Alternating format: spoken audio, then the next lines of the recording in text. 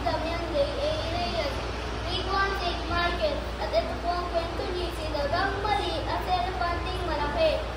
Isang araw sa kabubatan, may isang dagang maliit na naglalakad na biglang BOOM! Sigaw ni Daga, ano yun? Isang malaking elepante ang dumaan at muntik na siyang matapakan. Pasensya ko na, Daga.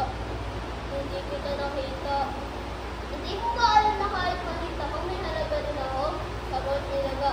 Tumawa sa elepante. Hahaha! Ikaw? Ano magagawa mo? Hindi mo. Hindi na nagsalita si Daga. Tumakbo pa lamang siya.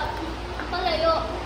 Makalipas ng ilang araw, nahuli si elepante sa isang lambat. Ay! Tulungan niyo ako! Di ang makilos! Ay! Narinig siya ni Daga. Tumawag si Daga at kinagat niya lungit.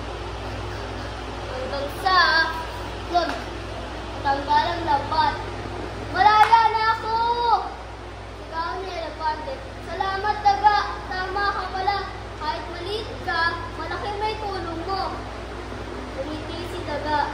Sa panahon ng nakibitan, hindi mahalaga ang malaki. Ang mahalaga, may masakit ka.